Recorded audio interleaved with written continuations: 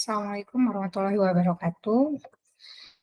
Baiklah, kali ini saya akan coba untuk menyampaikan asesmen untuk mata kuliah metode penelitian sebagai berikut.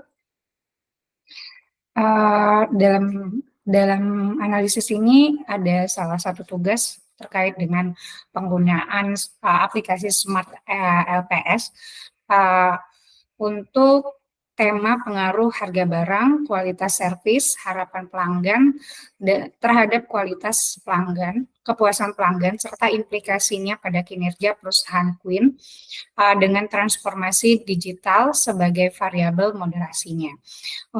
Ini adalah program studi Magister Manajemen Logistik dengan mata kuliah Metodologi Penelitian dengan dosen pengampu Dr. Agus dan saya sendiri mahasiswa Desima Ramalia NPM 211230011.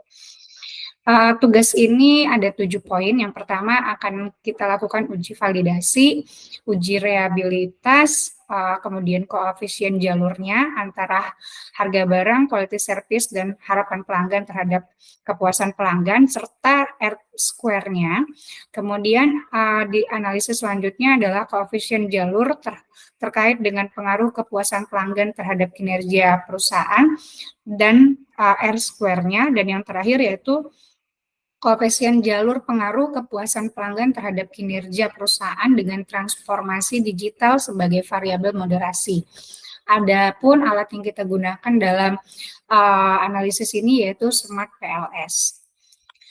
Berikut populasi datanya terlebih dahulu, ada 3.270 dataset, di mana variabel independennya adalah HB, harga barang, QS, quality service, HP, dan harapan pelanggan. Variabel dependennya kinerja perusahaan, dan interveningnya kepuasan pelanggan. Terakhir variabel moderasinya yaitu transformasi digital. Yang saya gunakan adalah PLS versi 4. Kemudian kita akan submit ke dalam aplikasi tersebut, data tersebut sebagai berikut tampilannya. Selanjutnya langsung ke task pertama yaitu uji validasi. Model yang kita lakukan terhadap semua variabel tergambar pada grafik yang pertama paling kiri. Dan kemudian kita lakukan uji validasinya terhadap outer loading. Di sini terdapat nilai koefisiennya yang lebih dari 0,7, artinya itu yang diperoleh sebagai data yang valid, sehingga yang kurang dari 0,7 atau berwarna merah itu kita anggap sebagai data yang tidak valid, sehingga kita lakukan penghapusan data dan menjadi pada grafik yang kedua ini.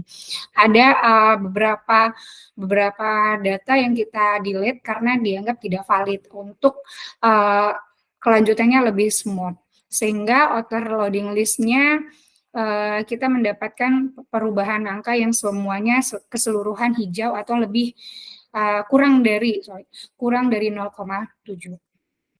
Selanjutnya uji reliabilitas. Uji reliabilitas ini kita akan melihat koefisien jalur dari hubungan HB ke KP, HP ke KP, KP ke QBDP, dan QS ke KP. Di sini jika nilai P value-nya kurang dari 0,5 selaras dengan ketika nilai T-nya itu lebih dari 1,96, maka hubungannya dianggap signifikan. Dari melihat semua data ini, hanya ada satu yang tidak P-nya, P value-nya kurang lebih dari 0,5 dan T statistiknya lebih kurang dari 1,96, yaitu hubungan antara HB dan KP. Selanjutnya kita lakukan reliability ujinya dan validasi overview-nya seperti berikut, di mana kita akan mencari crown batch-nya, crown batch alpha-nya harus lebih dari 0,7. Di sini hanya QS yang tidak lulus uji reliability karena nilainya 0,547 atau kurang dari 0,7. Selain dari itu HB, KP, HB, HP, KP, dan QBDP itu semua lulus reliabilitas karena lebih dari 0,7. 7. Selanjutnya, tugas 3, 4, 5, dan 6 kita bisa lakukan dalam satu rangkaian yang sama, di mana kita mencari koefisien jalur dengan tabel sebelah kiri dan R square dengan tabel sebelah kanan.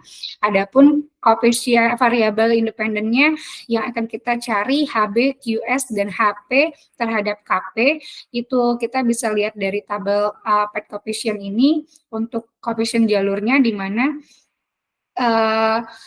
pengaruhnya HB terhadap KP 0,165, HP terhadap KP 0,338, dan QS terhadap KP 0,546. Dan di sini dari tabel R menunjukkan seberapa kuat eksogen terhadap KP atau QBP dengan acuan harus dia lebih dari 0,67 jika dianggap pengaruhnya besar atau kecil. Dan selanjutnya untuk pengaruh kepuasan pelanggan terhadap kinerja perusahaan itu terlihat dari KP terhadap QBDP yaitu 0,824 dan R square-nya yaitu 0,678 sehingga dianggap HB, BP, dan HB, HP, dan QS terhadap KP itu pengaruhnya kecil karena kurang dari 0,67 yaitu 0,659, sedangkan pengaruh KP terhadap QBP, BDP, QDBP sebesar 0,678 atau 67,8% dan pengaruhnya dianggap besar. Tugas yang terakhir yaitu poin 7, di mana kita akan menambahkan transformasi digital sebagai variabel moderasi. Langkahnya masih sama seperti sebelumnya, di mana kita mencari model awalnya terlebih dahulu, dan di sini TD sebagai moderasi dengan garis putus-putus berwarna abu-abu ini yang terhubung antara panah, KP, dan QDBP. Di sini kita akan menguji validasinya terlebih dahulu, di mana nilai yang outer loading-nya itu merah kita anggap tidak valid dan kita lakukan penghapusan sehingga ada perubahan model atau grafik menjadi gambar kedua ini. Dan di sini kita lakukan validasi kembali apakah memang grafik atau model kedua ini sudah tidak ada yang tidak valid, dan di sini terukur bahwa semuanya sudah hijau dan sehingga tidak ada data yang tidak valid.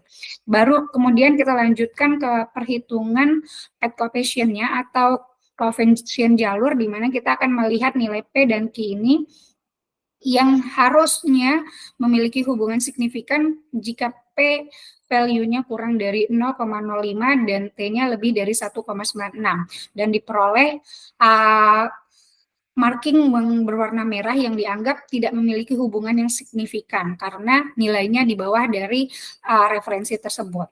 Kemudian untuk melihat construct reliability dan validity-nya, kita bisa melihat tabel sebelahnya di mana Cronbach alpha-nya itu harus 0, lebih dari 0,7 sehingga dia dianggap lulus uji reliabilitas, dan dari sini kita bisa melihat QS itu satu-satunya yang tidak lulus reliabilitas karena nilainya 0,547 atau kurang dari 0,7. Selain dari itu, HBHP, KP, QDBP, TD semuanya lulus reliabilitas karena lebih dari 0,7.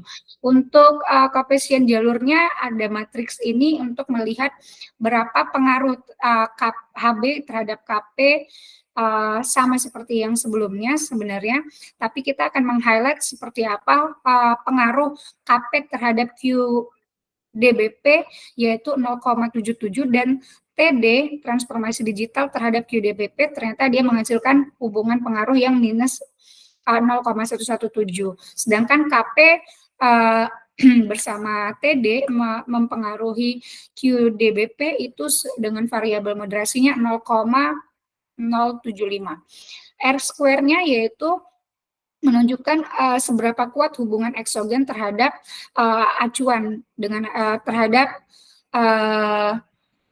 kinerja perusahaan dan QDBP yang harusnya acuannya lebih dari 0,67. Di sini pengaruhnya HBHP QS memberikan pengaruh kecil terhadap KP karena nilainya 0,659.